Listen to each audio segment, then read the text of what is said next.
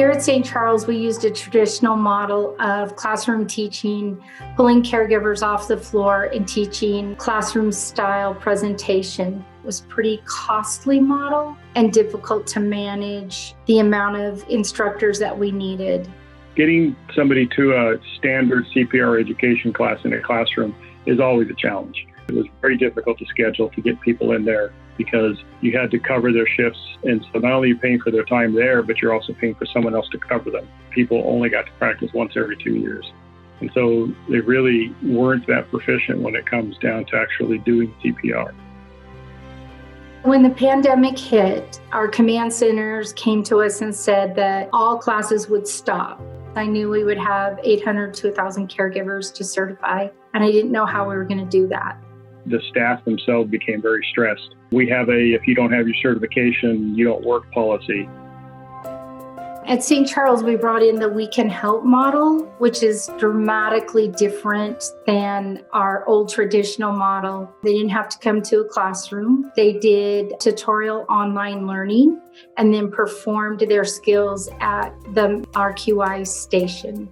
When the We Can Help came about, that was revolutionary for us to be able to get people the certifications they needed. When I first introduced the program of RQI to the caregivers, they were terrified. I got comments like, how am I going to do a mega code? Who's going to evaluate my skills? But as we moved along the continuum and they did their virtual online learning and they practiced their skills at the cart, they began to see how easy it was and how much it supported evidence-based practice.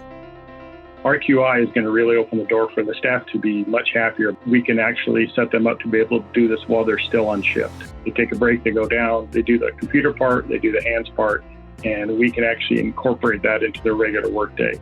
At St. Charles Health System, we are trying to increase our survival rates for in-hospital cardiac arrests. And RQI is a driving force in that because it increases caregiver competency and confidence by 98% after the first year.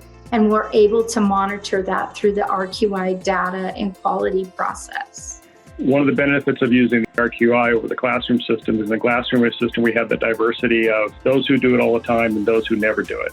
With the RQI process, that gap is closed. That provides consistency across the system. So no matter where the resuscitation needs to occur, the response is always strong.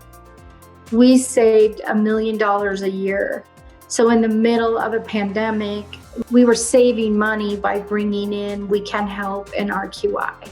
If I was talking to another ED manager in a system about RQI, I would tell them that they're going to have happier staff. They can just get to use RQI on shift, and they're going to be better trained because they're doing it more frequent. And you're going to provide better care at a lower cost. It was like a perfect fit. Bringing RQI in is now our new normal. And moving forward, that will be the new norm.